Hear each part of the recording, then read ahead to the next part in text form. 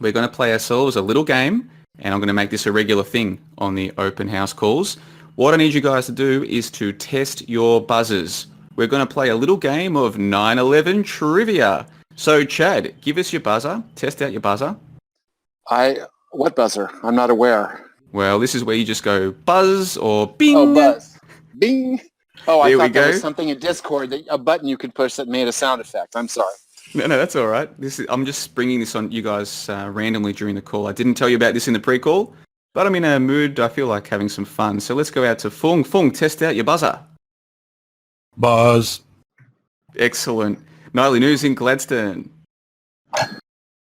He's actually got a buzzer there. What is that, like a little bicycle ring or something? It's an alarm clock. I ran to my bedroom and got the alarm clock out. Excellent. I love it. And Phil from Sydney. Boing. Perfect. Perfect. All right. So question number 1. There were 2 planes that flew into towers, allegedly, on 9/11. I need you to give me the numbers of both flights. Nightly News. Yeah, this came up earlier. I think it's 195 and 77. You are on -1 points. Open it up to the other panelists. The 2 flights that flew into towers on Chad in California. I'm going to say 11 and 77. So we've got 2 people left to get this one. The 2 flights, I need both of them to be correct. One of the numbers given so far has been correct, but I need both numbers to be correct. The 2 flights on 9/11. I don't know. Fung, you're the last one standing. Is it 77 and 175?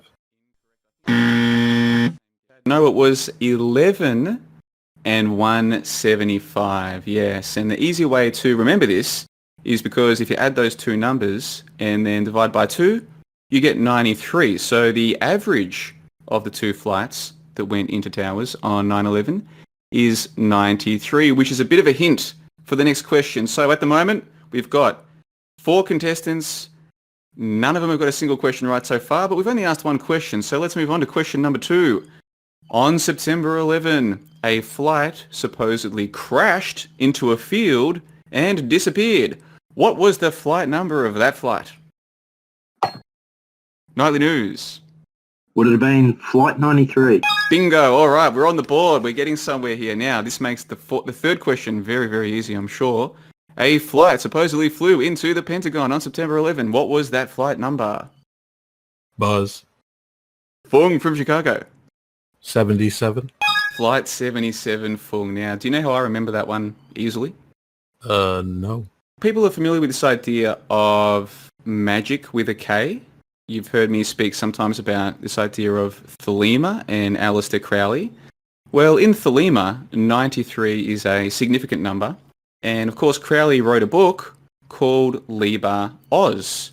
And in Gematria, Oz and 77 are interchangeable. So there was a flight 77 that flew into the Pentagon.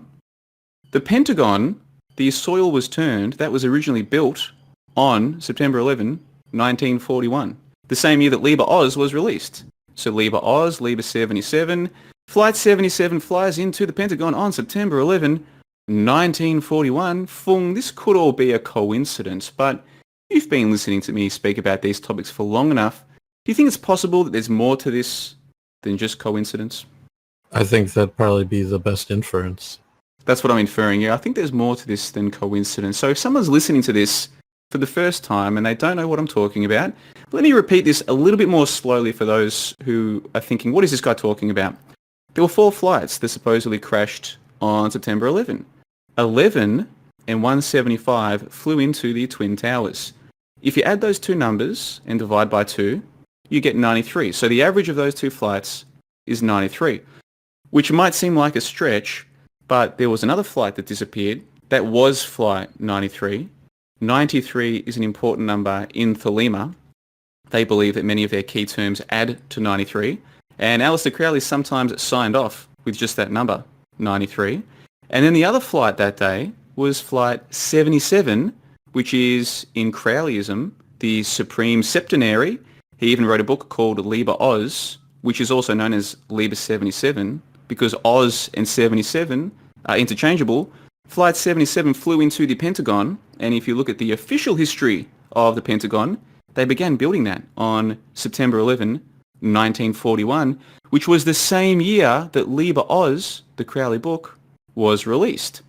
Now, if you're new to some of these ideas, it's very easy to say, well, that's all just a coincidence. You're just cherry-picking the data to fit some kind of preconceived notion. And maybe that's possible. That's what I would have said 5 years ago before I got into any of this. Fast forward to today, and I now suspect that Aleister Crowley, whether or not he really existed, L. Frank Baum and his Wizard of Oz story, and the thing that we call 9/11, I now suspect that these things are all directly related to one another, and I'll talk more about that later in the call. But first, what I want to do is go around the round table and give each of the participants a chance to tell us, when did you get into what we call conspiracy culture, and how long have you been here? What would you say if you could go back to the version of you that first got here? How far do you think you've come? How much further do you think you have to go? Reflect for us, take a few minutes, and tell us about your time here. And thank you, Mezzy. We've got a few people on the call. They're not talking today, but they're here with us listening. Mezzy tells me it was episode 21. I should have known that, Mezzy, because it was 21 as in 3 sevens. I'm embarrassed that I forgot that. Yes, member Skype call 21. We spoke about Crowley magic and some of these ideas. So let's go to Chad in Northern California. Chad, take yourself off mute and spend a few minutes reflecting on how you first got involved in any of this kind of conversation or line of inquiry, and how you feel about it now, having been here for so long. You're sitting here listening to a man in Brisbane telling you that he truly believes that 9/11, the Wizard of Oz, and Aleister Crowley are all connected in a significant way. How on earth did you end up here? How do you feel about it? The floor is yours. Well, I know I've told the story before. I'm going to keep it really brief because I'm sure other people haven't told their stories. But very quickly, I was a total normie, believed everything I was told, just lived a normie life, watched the news, read the newspaper, believed everything that was on the television, what was printed in the papers, what I was taught about history. I really wasn't skeptical about, some of the foundational things that we're all taught. I believe man went to the moon.